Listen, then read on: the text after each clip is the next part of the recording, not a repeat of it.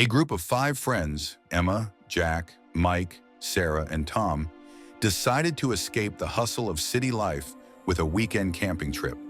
They wanted to explore new terrain and picked a remote forest known for its untouched beauty. Locals, however, called it the Silent Forest, warning that strange things happened there. The friends, dismissive of superstitions, laughed it off and embarked on their adventure. The forest was vast and dense, with towering trees that seemed to reach into the sky. The canopy was so thick that sunlight barely touched the ground. Despite the eerie stillness, the group found a nice spot to set up camp near a small clearing. As night fell, they noticed something strange. The usual sounds of the forest were missing. No birds, no insects, just silence. A deep, unsettling silence that hung in the air like a weight. That first night, they laughed and told stories around the campfire, ignoring the unnatural quiet. But as the night wore on, Emma noticed something odd. There were faint footsteps circling their camp. She assumed it was one of her friends wandering, but when she looked around, everyone was still sitting by the fire. She didn't mention it, thinking her mind was playing tricks. By the second night, the footsteps grew louder, more deliberate. Everyone heard them this time. Tom joked about it being a deer or some wild animal, but the tension in the group was palpable. They scanned the tree line, but there was nothing, just the oppressive silence. Then Sarah screamed. She pointed to a shadow in the distance, darting between the trees. It was too fast, too fluid to be a person.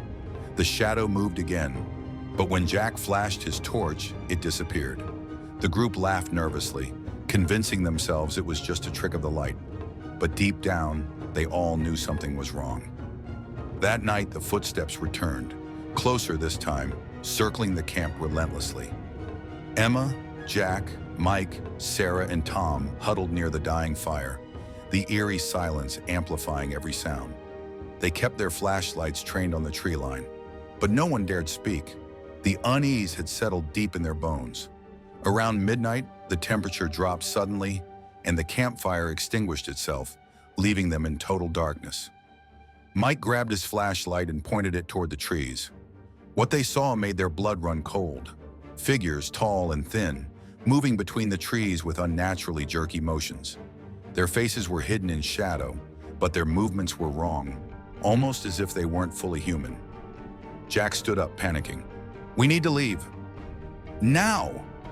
The group grabbed their things and started rushing back toward the trail, but no matter how far they ran, the footsteps followed. The forest had become a maze, the familiar trail seeming to twist and turn back on itself. The deeper they went, the more distorted the trees became, their branches twisting into unnatural shapes, as if the forest itself was alive and watching them. Suddenly, Sarah disappeared. One moment she was running behind Emma, the next her scream echoed through the trees, and she was gone. The others froze, shouting her name into the darkness, but there was no response, only silence. "She's gone!" Emma cried, her voice trembling. Mike, shaking with fear, tried to lead them back, but they found themselves in the same clearing they had started in. It was as if the forest was playing with them, trapping them in a twisted game. The shadowy figures were now closer, standing at the edge of the clearing, motionless, watching. Tom stepped forward. "We have to face them. We can't keep running."